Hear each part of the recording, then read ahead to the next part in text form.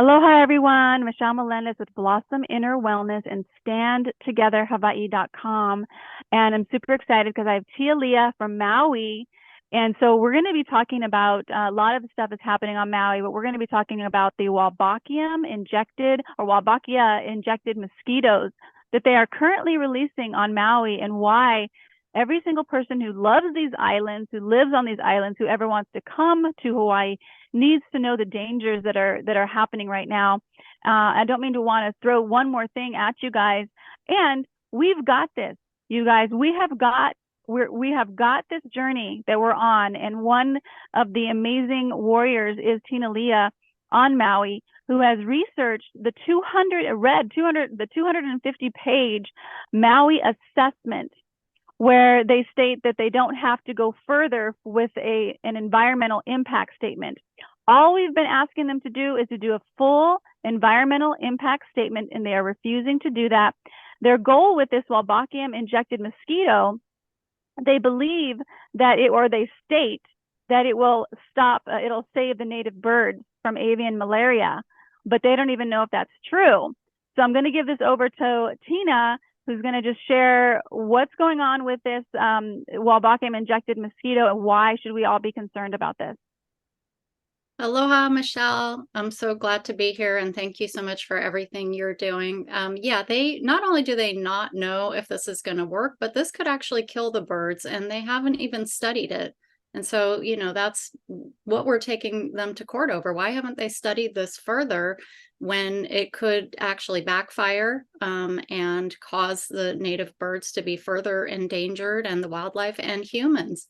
This could affect human health. So, why should we be worried about this? Because we're under attack, basically. These islands are under attack by the biotech industry, by global predators, by big money interests, and by our government not listening to the people and not even asking our consent on things like this. These are mosquitoes that can potentially infect us with diseases. They're not what kind of diseases? What kind of diseases are we talking about here? Yeah, so the ones they're bringing in for the avian malaria project, the southern house mosquitoes, they can transmit West Nile virus to birds and humans. And peer-reviewed studies have shown that Wolbachia bacteria can cause mosquitoes to become more capable of transmitting West Nile virus. They haven't even studied that. And the same mosquito can also transmit elephantiasis, which you've seen pictures of. It's horrifying, painful. Nobody wants that. And encephalitis, they may be a Zika virus vector. And none of this do we have any information on pathogen screenings, what they've actually tested these mosquitoes for before they bring them over here. And they're withholding that information. So even worse is that, we did a FOIA request to the EPA to try to find that out, and they're withholding it. So that doesn't. So you did a Freedom of Information Act, which you have a right to do, and government agencies are supposed to submit their information to you when you do a FOIA request, and they're not submitting this information, and all you're doing is asking how are they going to be testing for any other pathogens that are possibly in these mosquitoes that are being shipped from the mainland currently. Is that right? Yeah, they're saying this is confidential. It's like their proprietary manufacturing type information, but we're talking about what diseases might these things bring over to humans. And it's not just male mosquitoes that they're releasing. That's what they're telling everybody, but they've openly admitted that they're going to be accidentally releasing the females that bite and spread disease and breed. And the EPA allows for them to release over 3,000 of these mosquitoes a week based on the numbers from the EPA and from their own environmental assessment of how many mosquitoes, up to 775,992,000 a week may be released. And so that's over 3,000 potential females. And so why are they lying about that? And so they keep changing. I have a question about that. That's Yeah. So true. Why are they lying? But how many more mosquitoes can one female create in her lifetime? Because she's got 8 weeks, right? Right. So one female mosquito released through the breeding and the generations can produce another 160,000 more females in her lifespan. So if we multiply those numbers, and they're overlapping, and this could turn into a catastrophe of disease vectors.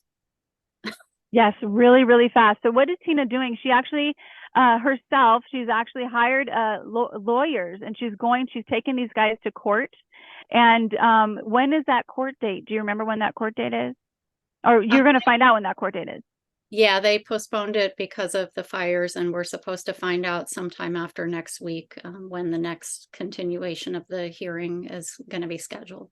Because we had started that process prior to the fires, and the hearing was supposed to continue in August, but we're waiting to find out. But that is still continuing, and that's for the temporary restraining order for them to stop releasing, because they went ahead and started doing it anyway. And then we also have our main case seeking the environmental impact statement, which we're looking forward into next year on that, but that is still in process.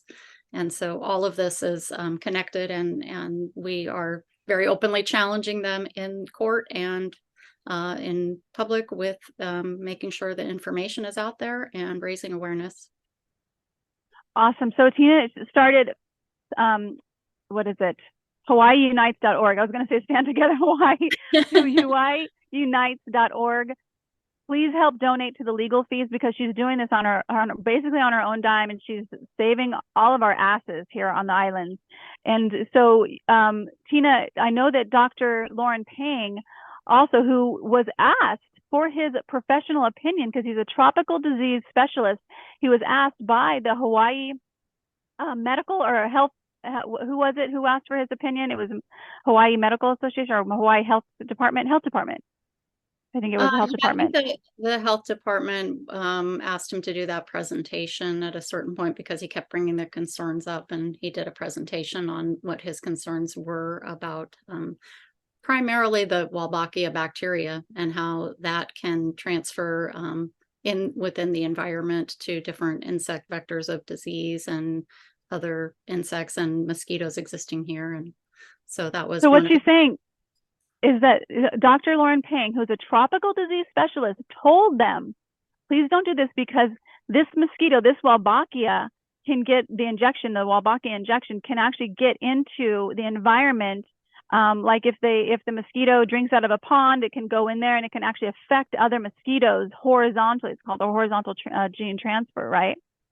Is that what that is? Well, the horizontal gene transfer is a different issue that is also a concern, but this is just the horizontal transmission of the bacteria itself. And so that could happen through the feeding sites, and the bacteria can live outside of the host, the mosquito, in the feeding area for weeks potentially, and then get picked up by another insect. And then also, in the breeding sites, not through the pond water, but just through the serial predation, where the insects are feeding on each other, and in that feeding frenzy, the bacteria can transmit, and whichever insect survives that can carry on with the bacteria.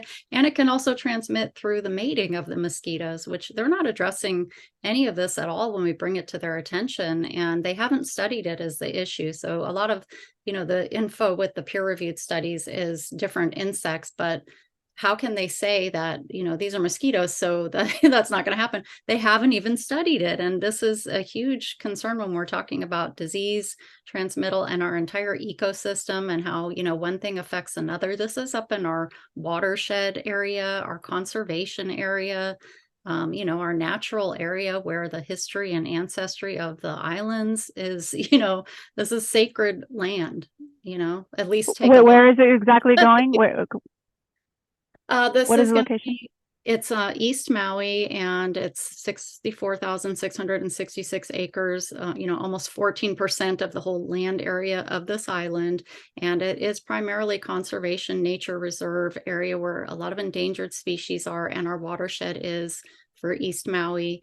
And it's, so Haleakala National Park, all the way from the Makawao Forest Reserve, all the way to Kipahulu, this huge area where there's hunting area where people will be, the forest reserve where people will be. It's, up against neighborhood areas, this project area is right up against, where people live that haven't agreed to this. And the people of East Maui don't want this. They've been out there very vocal about that. And so what is this with our government just deciding that they're going to it's just, if you really just take it and look at it, the government just decided they're going to bring in disease vectors right up into our right up into our neighborhoods. That's one part of it. There's a whole other part of this project where they actually are going to bring them into our neighborhoods, and they're not even talking about that. They're not even talking about that. So all we're asking is for them to do an environmental impact statement, and you have a lawsuit that is trying to get them to stop releasing these until you can take them to court to prove that we need an environmental impact statement on this. Is that correct?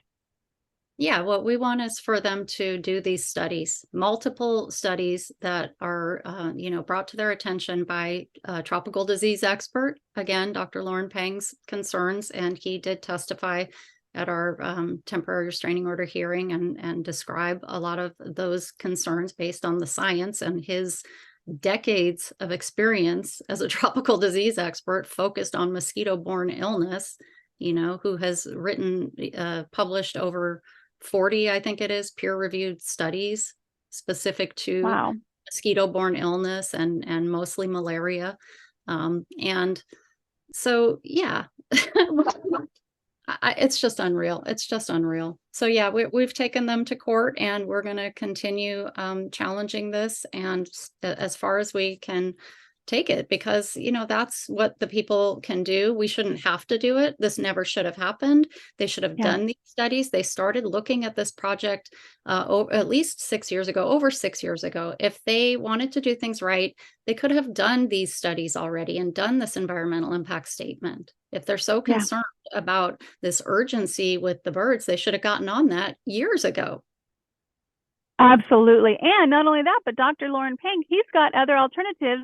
They're not even trying. They're not even checking out to see if that's a possibility. There's a lot of different alternatives that they can do versus so again, what the Land of Development of Natural Resources, right? Land and Natural Resources of Hawaii is doing is they're putting out a Wolbachia Injected male mosquitoes, because the males will not be compatible with the current female mosquitoes that are here, and which cause avian malaria. They are claiming that the avian malaria is the one destroying and killing all the native birds. They're not talking about the mongoose that that could be eating their eggs, or other reasons why these birds are having issues right now. But all we want them to do is what is Pono with the islands, which is a full environmental impact statement. So Tina Leah is the founder of HawaiiUnites.org. She is taking these people to court. She has a full lawyers who are doing that. And if you can donate to help these legal fees, please. Or you just want to learn more. You just want to learn more about what's going on. If you're just like hearing this for the first time and you want to learn more about what's going on, go to HawaiiUnites.org and click on that site, and please click on donate to help with these legal fees. Tina, is there anything else you'd like to share? Yeah, I just want to say again that they will be releasing females. So don't, believe them when they tell you it's only males. They're going to keep saying that over and over. Females will be released, period. It's inevitable. It's part of the sorting process. It's an imperfect process, and it will happen. And they will be creating these females in the wild, potentially through this horizontal transmission of the bacterial strain and the breeding and everything. And then, I do want to say the bigger picture, where we found out that the Department of Land and Natural Resources actually has a lab here in Hawaii, and they've been funded by unknown sources to build out their insectary, where they want to mass produce these mosquitoes. So they have an agenda that has nothing to do with caring about the people, the Aina, the native birds. Their agenda is to have this cash cow of biotech funding.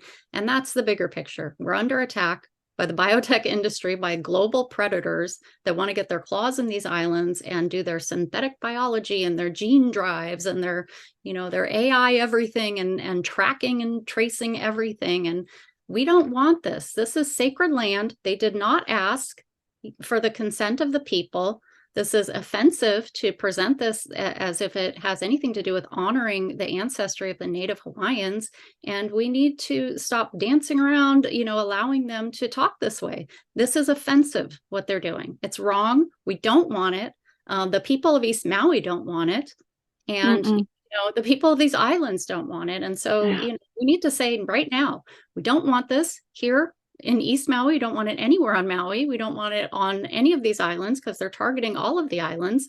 They want to use mosquitoes to target human health diseases. And that's part of their other plan that they're not telling us about, but it's in their documents and it's happening. Yes. And, they have a statewide environmental assessment that they're looking at to present after they Trojan horse sneak this thing in and get everyone used to the idea that mosquitoes are coming endlessly into perpetuity. As again, it says in their own documents, we want this to continue into perpetuity forever. Of course they do. They want their lab to continue to be funded by these biotech predators. We don't want it, and we need to stand up to it. And they want to advance into things like CRISPR technology with the mosquitoes and gene drives against synthetic biology control tools and all of these things that it's not what these islands are about. So we need to stand up now. If everyone can please, help us out to keep the legal case going, hawaiiunites.org/donate, or take a look at our website, hawaiiunites.org, and share this information and just help raise awareness about what's going on here. Oh my gosh, absolutely. Absolutely. Thank you so much for that. And yeah, this is way bigger. And I've actually read part of it. I haven't read the whole 250-page assessment like Tina has. She's got it. She's got like a sticky notes and all kinds. She's got the whole thing outlined. So she's definitely done her research on this. But I have seen where it says there's CRISPR technology. They don't have it yet, but when it's available, they will be using it.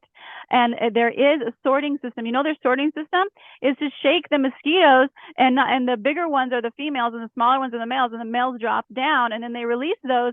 But there's the smaller females that are going to get through. So that's their sorting system. It's a little shaker thing. I've actually seen a video of it. So this is really important for all people who live on the islands. Please go to hawaiiunites.org, even if you can donate a small amount or if you can donate a really big amount, because you have a really big lawyer fee right now. And I just love that I'm so grateful, actually grateful that you took this on, because if you didn't do it, nobody would have. I remember I mentioned it, but I didn't have the time to research like you.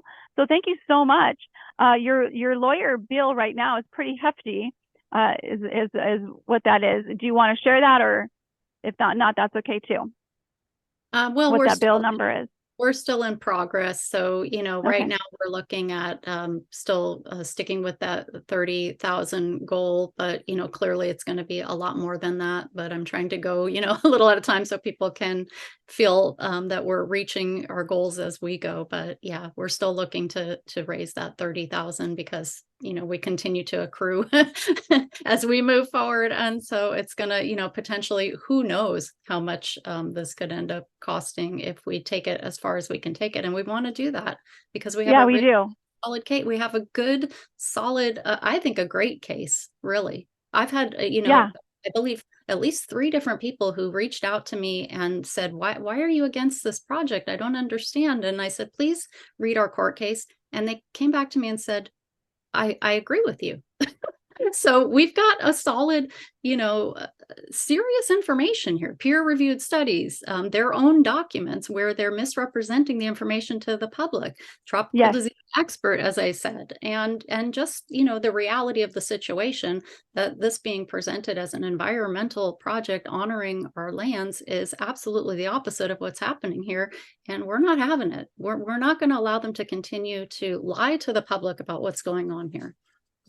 Absolutely. Oh my gosh, Tina, thank you so much. I just remember us being on, giving our testimony, waiting 8 hours because Land of Natural Resources, they moved our agenda item from third to the last of the day. So we waited twice, 8 hours to give our testimony. And I think there was just a handful of us that did that. And thank you so much to the other people who did that. So we're going to keep going. So let's do a prayer. And so much mahalo for you, Tina, for taking this on. Each one of us has in our heart our kuleana, and we just know what is ours to do. And I just want to just say thank you so much for taking a look at that 250-page assessment and really studying it. I mean, the way you've taken this on is just amazing. And I don't know where we'd be without you on this project, but thank you so much for that. So let's just do a quick prayer. A great Spirit, infinite source of all things, we know that each one of us decided to come here. This was our choice, our spiritual choice, to say, I'm going to go forth at this time in history, and I'm going to be born at this location to these people, and I'm going to have this human journey, and I'm going to do what's mine to do. I'm going to do my kuleana. And we just thank you so much for the courage that it takes for each one of us to stand up and do what is right. Not what is easy, but what is right. We just thank you so much for that courage and for the insight and for the guidance that you are always guiding our hearts, because each one of us knows. We just know what we're here to do. And we're being courageous enough to follow through. And Great Spirit, infinite intelligence of all things that is beating our hearts and breathing our bodies and running the tides in the ocean and moving the sun across the sky. We know you have a plan for this Aina, for this earth, for this land. We know that these people, all of us are free, that you gave us rights, Great Spirit. Our Constitution protects our rights, but you gave them to us, and nobody can take that from us, any of us on the planet. And we are one human race, beating with one heartbeat, sending out a frequency into space, into the Ethernet, into the ether, into the source of all things, that this planet is free, that all people are kept safe, that all land is in harmony with nature, with us. And we just know that all children are also kept safe. And we give you so much gratitude and appreciation for guiding us every single moment of every single day. And we honor all of the light beings that are taking a stand, all of the lawyers right now that are working on this case on the islands.